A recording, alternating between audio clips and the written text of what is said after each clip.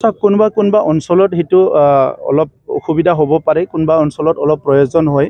So গতিকে হেতু depend আপন পৰিবেশক লৈ পেলাই সিদ্ধান্ত ল'ব। এই সালাকাটি অঞ্চলটোত আমাৰ MCLA এতিয়ালৈকে জিকা নাই। সালাকাটি অঞ্চলত অধিক সময় BPF এটা টাৰ্মৰ কাৰণে GSP বা ওবৰৰ পৰা জিকিছিলে। গতিকে তথাপিতো এতিয়া আমি সালাকাটিত কাম আৰম্ভ কৰিছোঁ। আৰু আজিয়ে মই আহি ৩-৪টা কালভাৰ কিবা কিবি দেখিছোঁ। আজি অলৰেডি মই কৈ দিলোঁ ডিচেম্বৰত কাম হৈ যাব সব কাম। সো তেনেকুৱা কৰি সালাকাটিত মই জানো ঢলমাৰ এৰিয়া এইবিলাক এৰিয়াত আমাৰ ইফালে কালীপুখুৰী এৰিয়া বিভিন্ন কাম কাজ আছে। মই ৰাতি জনতা দৰবাৰ কৰিছিলোঁ যোৱা মাহত, আৰু তেতিয়াই 100টা ৰাস্তা চেংচন কৰি দিছিলোঁ, চেন গ্ৰেভেল কিবা কিবি। গতিকে ইয়াত বহুত বেছি কাম আছে বুলি মই ভাবা নাই।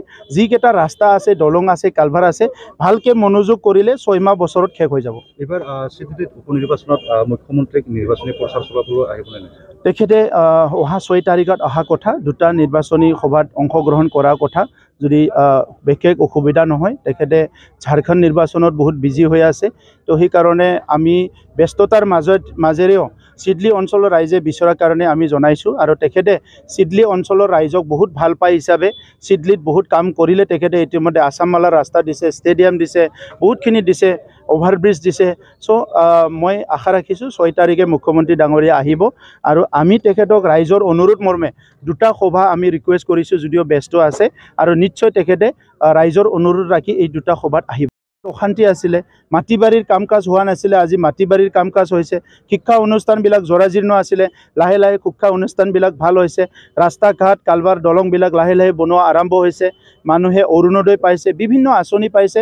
আঁচনি পোৱাৰ ওপৰত চবতকৈ ডাঙৰ কথাটো হৈছে মাটিবাৰীৰ সমস্যা সমাধান হ'বলৈ ধৰিছে, আৰু শান্তি আহিছে, নিৰাপত্তা আহিছে। এই 3টা বিষয়টো সবচে গভীৰভাৱে ৰাইজে লৈছে, সেইটো মই দেখিবলৈ পাইছোঁ। বহুত ভাল, যিখিনি এৰিয়াবিলাকত আগতে আমাৰ মেল মিটিংবিলাক ভালকৈ হোৱা নাছিলে, এই অঞ্চলবিলাকত বহুত ভাল ৰাইজৰ সঁহাৰি হৈছে। আমাৰ প্ৰত্যেকটো সমষ্টিত 15-20খনকৈ মিটিং হৈ আছে, গাঁও অঞ্চলত, VCDC এৰিয়াত, প্ৰাইমাৰী এৰিয়াত, আৰু সব মিটিঙে ছাকচেছফুল হৈছে। আৰু এটা নাভাবাৰ নিচিনা এটা পৰিৱেশ, আনএক্সপেক্টেড এটা পৰিৱেশ দেখিবলৈ পাইছোঁ, যে সকলো জাতি জনগোষ্ঠী, সকলো ধৰ্মৰ লোক দলে বলে ওলাই আহিছে। শান্তিৰ বিটিয়াৰত শান্তিৰ যিটো প্ৰক্ৰিয়া, আজি শান্তি নিৰাপত্তাৰ যিটো পৰিৱেশ, এইটো যাতে কোনোদিন আকৌ হেৰাই নাযায়, এই পৰিৱেশটো চবে উপলব্ধি কৰিছে। চবৰে মুখে মুখে বিটিয়াৰত শান্তি আহিছে, নিৰাপত্তা আহিছে, উন্নয়ন আৰম্ভ হৈছে। গতিকে এই ট্ৰেণ্ডটো সদায় ৰাখিব লাগে। আগৰ BPFৰ সময়ত যিটো হত্যা, হিংসা, দুৰ্নীতি, অপশাসন এইবিলাক হৈ আছিলে, মানুহ ভয় ভীত কিবা কিবি, এইবিলাক বেয়া দিনবিলাক চবে পাহৰি যাবলৈ বিচাৰিছে। গতিকে সুন্দৰ এটা পৰিৱেশ, আৰু চিডলি বাই ইলেকশ্যনত আজিয়ে ৰিজাল্ট দিব পাৰে যে আমাৰ প্ৰাৰ্থী নিৰ্মল কুমাৰ ব্ৰহ্ম ডাঙৰীয়া 50,000তকৈ অধিক ভোটত বিজয় হ'ব।